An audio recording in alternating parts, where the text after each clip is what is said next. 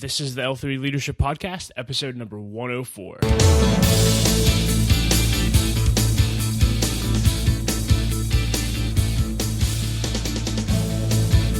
What's up, everybody? Welcome to episode number 104 of the L3 Leadership Podcast. My name is Doug Smith, and I'm the founder of L3 Leadership. We're a leadership development company in the city of Pittsburgh, devoted to helping you grow to your maximum potential as a leader.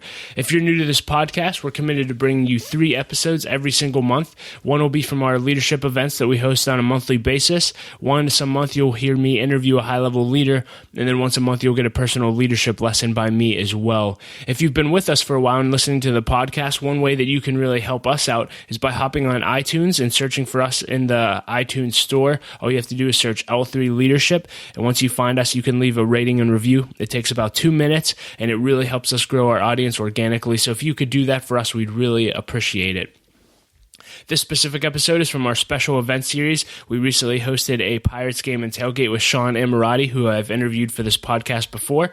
Before I introduce Sean, I just want to thank our 2 sponsors for this event. The first sponsor was the Pittsburgh Kids Foundation, which is a great organization led by my friends Brad and Beth Henderson, and they work with youth ministries and churches all over Western PA and do great work there. They do youth camps, youth retreats, and just make a huge impact on teenagers in the area. And they also do a ton of work in Haiti, and they take groups down to Haiti all the time. And if you are interested in either of those things, I really encourage you to check them out at pittsburghkidsfoundation.org. Again, just a phenomenal organization. Our other sponsor was Pop Invasion. They were our photographers for the night and did a phenomenal job. We just posted the pictures on Facebook. But they're a creative agency. They can do anything that you need them to do: video, photography, written content, SEO, web development, graphic design, etc. And so really encourage you to check them out at popinvasion.com. It's a company led by my friend Marta Greca, and she's just a phenomenal young leader as well. So that being said, let's jump right into Sean's talk. Again, this episode comes to you from our special event series. And we recently had the privilege of having Sean Ammirati speak at our event. And if you're unfamiliar with Sean, he's an entrepreneur turned venture capitalist and professor, and he's actually built and sold 3 of his own companies. He was actually, one of his companies was LinkedIn's first acquisition, which is really, really interesting. And he's also a professor of entrepreneurship at Carnegie Mellon University. If you've been with us before, we did interview Sean for the podcast in episodes number 96 and 97. And I really encourage you, if you enjoy this talk, go back and listen to those episodes. They're absolutely phenomenal, and I'll include links to both of those in the show notes. And so this specific talk, we broke Sean's talk from our event into 2 separate episodes. In this episode, you'll hear him give an overview of his book, The Science of Growth. The tagline for the book is How Facebook Beat Friendster and 9 Other Startups Left the Rest in the Dust. And it's a phenomenal book, and Sean was generous enough to give all the attendees a free copy of his book, and he signed it for them. He's just phenomenal. But this is a fantastic book that I really encourage you to read. We talk about it in depth in the interviews that I did with him, but you'll get to hear him give an overview today, and it's a phenomenal talk. And so you'll get to hear about his book in this episode, and then in episode number 105, we had a question and answer session with Sean, and you'll get to listen to that. So again, if you'd like to purchase a copy of Sean's book, connect with him on any of the social media outlets, and see the show notes, you can check all of that out at l3leadership.org/episode 104. That being said, let's just jump right into Sean's talk, and I'll be back at the end with a few announcements. Enjoy. So I'm going to try to talk loud enough that we don't need the mic, but if you in the back of the room can't hear me, just sort of give me a signal so that I know. 30 minutes of just watching my talk would probably be pretty boring, so let me know if you can't hear me. So I'm really excited to be here tonight. Most of the time when I talk to organizations, I try to talk about things that I consider to be truth without exactly explaining and connecting all the dots to them. So one of the things that I say in every single class that I teach at CMU, so whether that's the exec ed class that Doug took part of, or that's any of the different graduate courses that I teach at CMU, is the following statement. Entrepreneurs create the world the way the world ought to be, right? Because so here's the thing that I think is really important here, and I apologize to you in the front row, but I'm trying to get close enough that they in the back can hear me as well. So entrepreneurs create the world the way the world ought to be, right? And I believe that everybody, with this definition of entrepreneurship, I believe that everybody wants to be an entrepreneur, whether they know it or not. And so one of my goals at CMU, and one of my goals as a venture capitalist, is to try to get more people to apply this entrepreneurial mindset to what they're doing, right? Because if you think about your favorite startup, think about the startup that jumps to mind first when I think about it. So when I say the word startup or entrepreneur, right? Whether that's Uber or Airbnb or Google or Facebook, right? Each of those companies, some entrepreneur said, hey, you know what? There's this thing that I believe to be true, and I'm going to create a product and service that's going to make that true. And then I'm going to realize economic value through creating that product or service. And since I'm in a group that's a little bit more Christian tonight, like where we have more believers in the room, so the next thing that I typically say is I believe everybody wants to be an entrepreneur because I believe everybody wants to create. But I don't spend a lot of time connecting those two dots for people.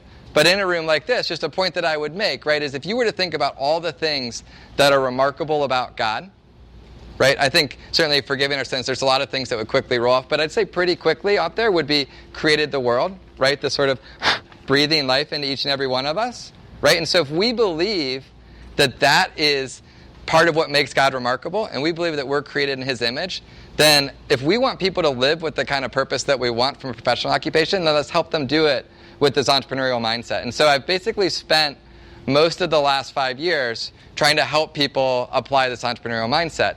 And one of the challenges that you have when you do that in a place like CMU is that people think there are entrepreneurs and there's everybody else, right?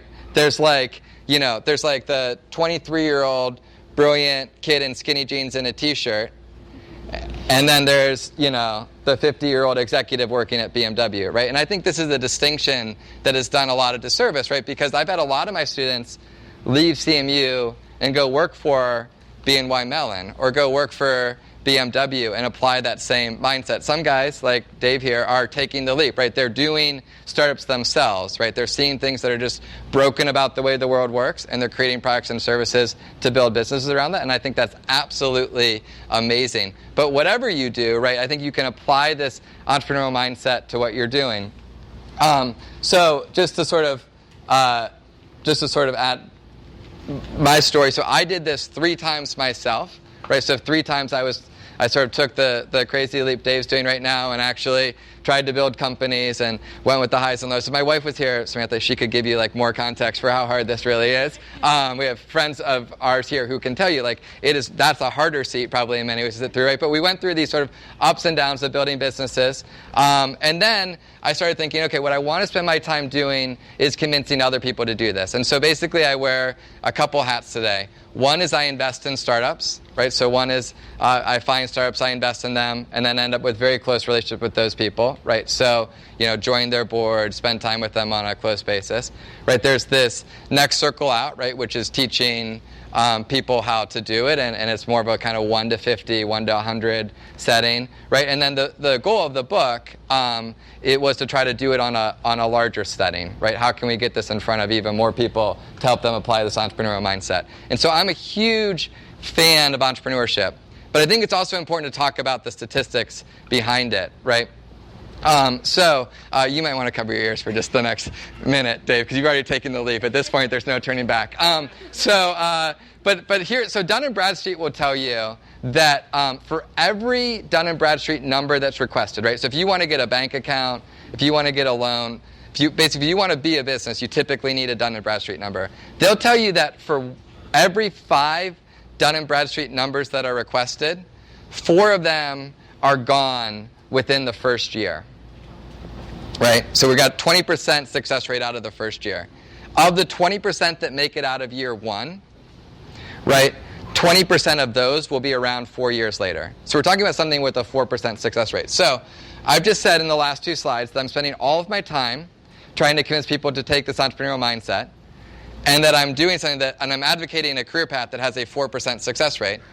And so you could ask yourself, well, how do you look at yourself in the mirror? What I think is important is, over the last 5 years, we as a group of people who teach entrepreneurship have gotten much, much better at helping with that first phase, that idea to being around a year later.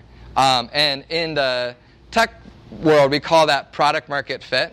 right? So product market fit is this idea of being in a market that solves a real problem for an identifiable group of customers, right? And it turns out that this is the first failure point for most startups, right? Most startups fail in that first year because they build something that nobody wants. And actually, I find that way more depressing than even the 4% statistic, right? Because if I said most startups failed because they couldn't build what they set out to build, it would make entrepreneurship this really fair activity, right? It would mean that the smartest people who work the hardest are the most successful.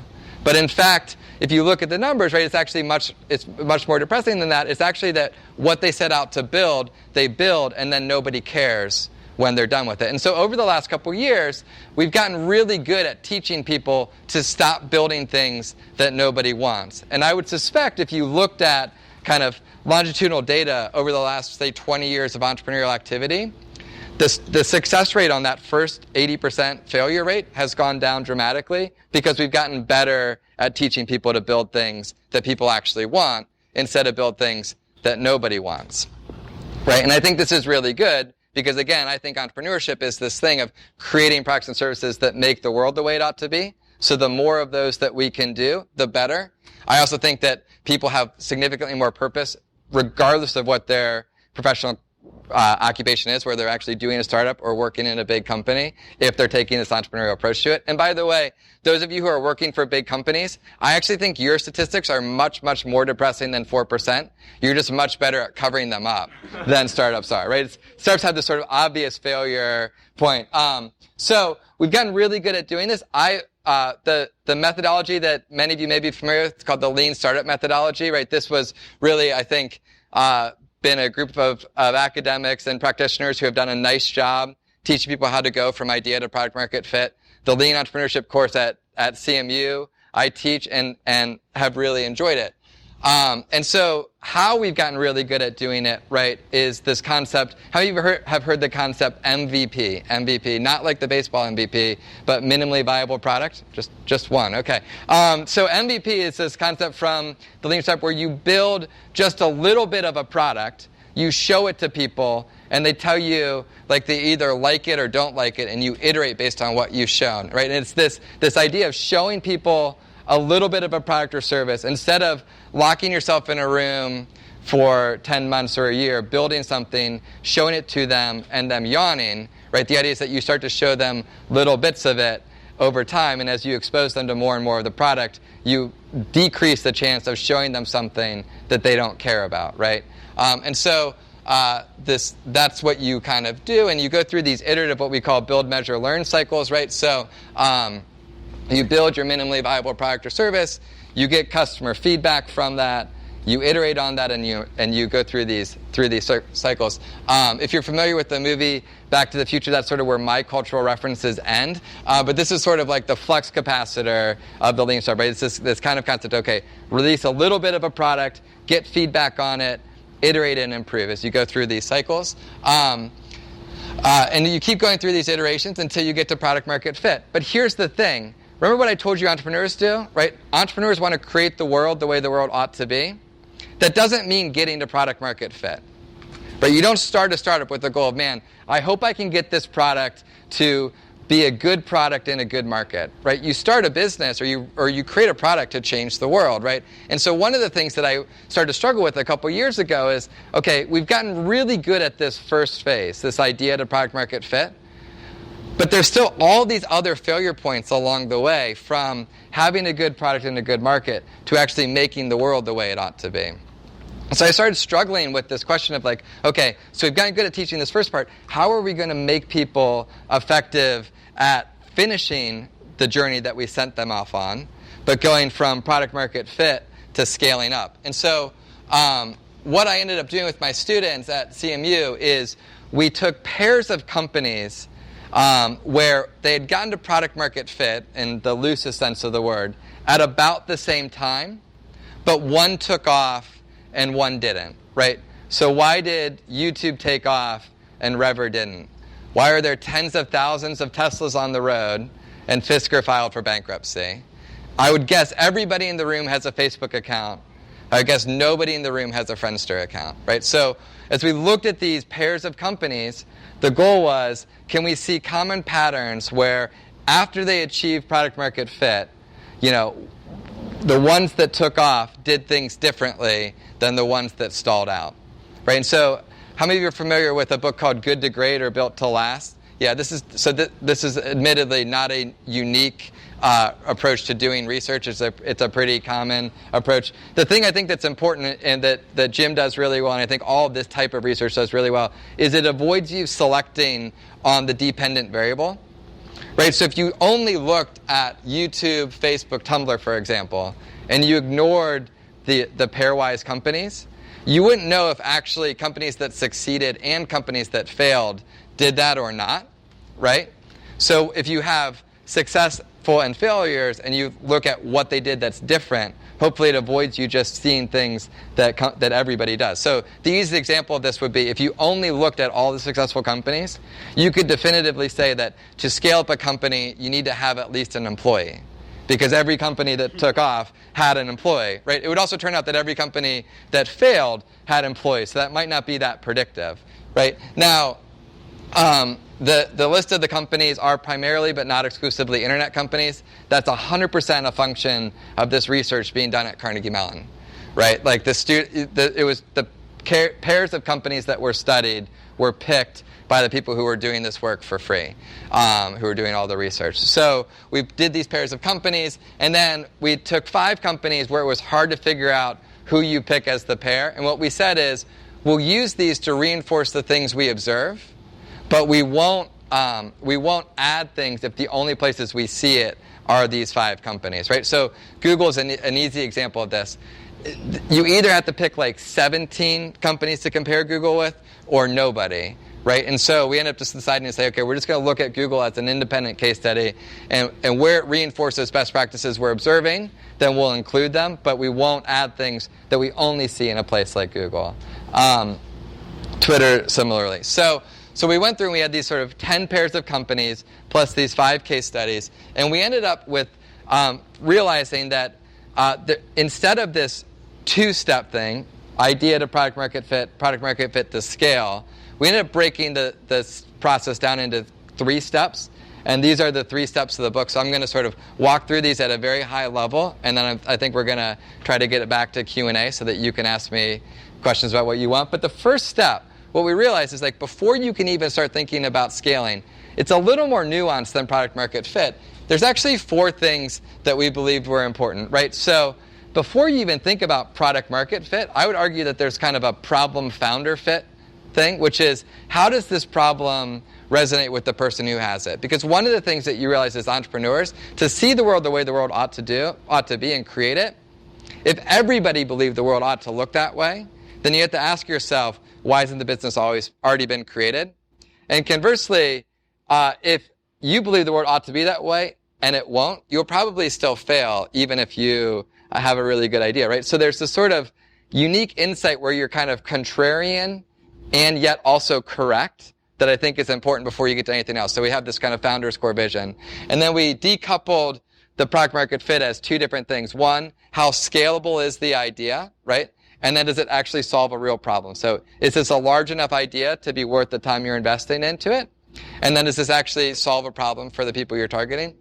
And then this last step, excellent first interaction, what we came to observe is that towards the tail end of being confident that you're solving a real problem for a defined market, there's actually making sure that the first time you pick up that product and interact with it, the experience is remarkable. And the reason for this is, when you start trying to scale, if there's a lot of friction in that first interaction with the product, people will immediately abandon it. And when I do this over, like one-day workshops and stuff, one of my favorite things to ask people is like, to tell stories of like people who unbox products, right? Have you ever, my kids do this, so like watch people like take stuff out of packaging, right? Like watch people take Play-Doh out of packaging. If you have kids, nod your head so that people realize this is a common thing. Like millions and millions of YouTube views watching people take products out of packaging. But it's not just YouTube, right? Like people our age watch people take real estate out of packaging. We just don't think of it as that, right? HGTV is basically the same thing. Right? So how do you create this kind of first grade interaction that's so magical, so remarkable, that when you start focusing on those next two phases, you really don't have the friction to scale up? The next thing we talk about is for, I'm going to just zoom through these so we get to the whole chart for Q&A as well. So we talk through these kind of four what we call catalyzing events. And the idea is, once you have satisfied these prerequisites, the next question is, how do you dramatically accelerate scale, right? So you go from, okay, this solves a real problem, to making lots of people aware of it. Because here's the thing, entrepreneurs create the world the way the world ought to be. It takes the world some time to catch up. And these catalyzing events become things that help the world catch up, right? And so whether this is like events that are larger than you, so Airbnb going to the DNC convention when Obama did it outside, right, and getting dozens and dozens of CNN stories, or YouTube drafting off the back of the Lazy Sunday video. For some of you who are the right generation may remember, YouTube went from kind of an unknown to a known off that, right? So there's these different things you can do to help the world catch up. And then ultimately, once you've changed the rate of growth, what can you do to maintain this growth over time? And this, so you guys know, because you all have a copy of the book now, this basically is the book. So there's a chapter on any of these if they're interesting to you. But the three phases, which I think are the thing that I wanted to hit in a quick overview, right? You've got these prerequisites. How do you satisfy those? And so one way to think about this is, just like you can't do calculus before you do algebra, right? You can't focus on scaling till you've satisfied these first four prerequisites. Then how do you help the world catch up with that vision that you have, right? These are the catalyzing events. And then once the world's caught up and the rate of growth starts to take off quickly, what can you do to maintain and support that rate of growth over time? So that was super fast. That was basically 2 years of research in 20 minutes. I got a couple more minutes? Okay, cool. So I've got a couple more minutes.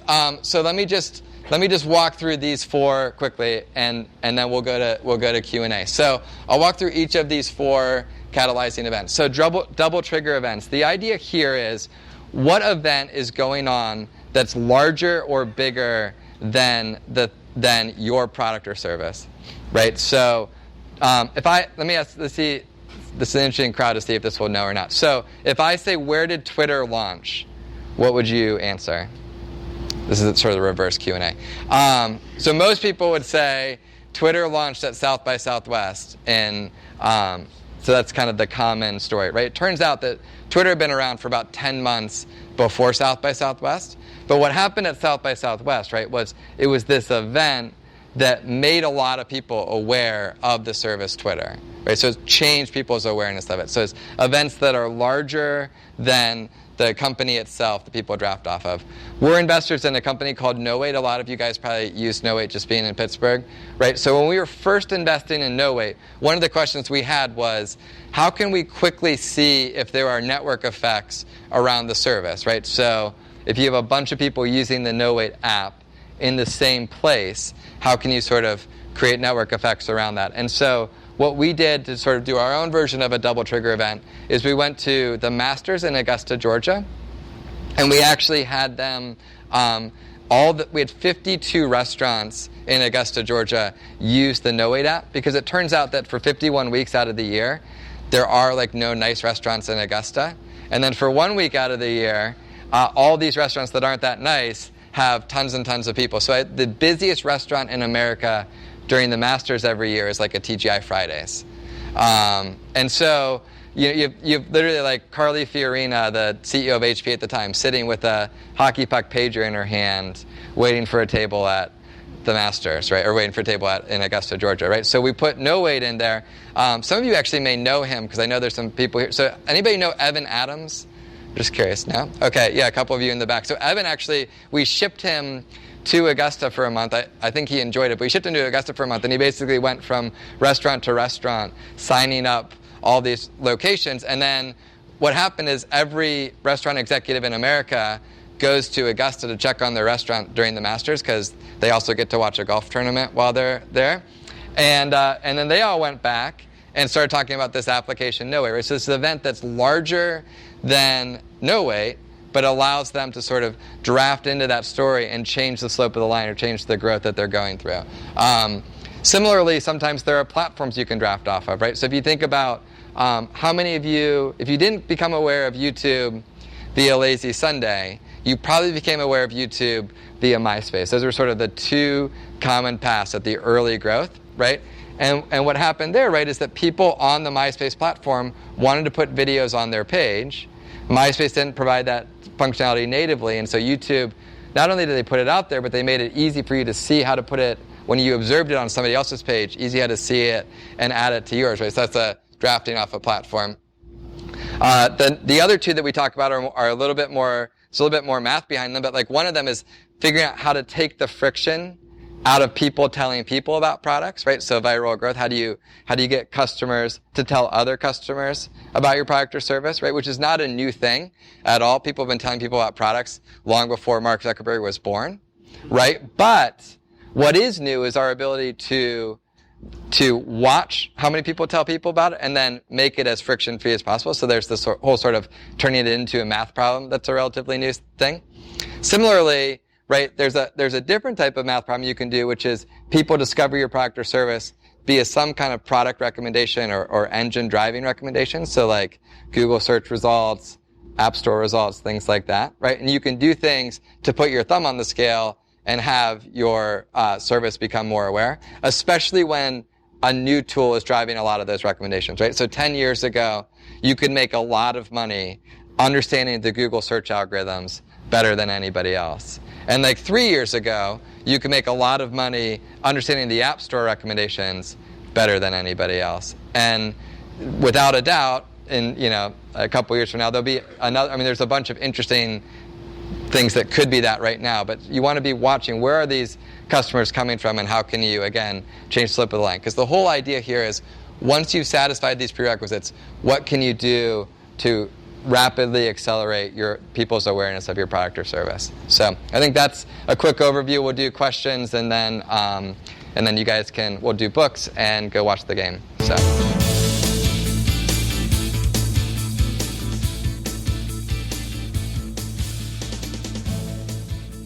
Hey everyone, thank you so much for listening to Sean's talk on his new book, The Science of Growth. Again, if you'd like to purchase a copy of Sean's book, listen to our interviews with him, find ways to connect with him, you can find all of that in the show notes at l3leadership.org/episode 104. And again, the talk didn't end here. We also had a question and answer session with Sean, and you can listen to that in episode number 105 on the podcast. Again, if you've been listening to the podcast for a while, it really, really helps us if you could leave a rating and review on iTunes, so thank you for doing that. If you want to stay up with everything we're doing with L3 Leadership or connect with us, you can simply go to l3leadership.org and sign up for our email list, and you'll get consistent emails telling you what we're up to, as well as added content as well. As always, I like to close with a quote, and I'm going to close with a quote by Sean because I thought it was phenomenal. And he said, "Entrepreneurs create the world the way it ought to be." I love that. Entrepreneurs create the world the way it ought to be. And I just want to encourage you to go do that.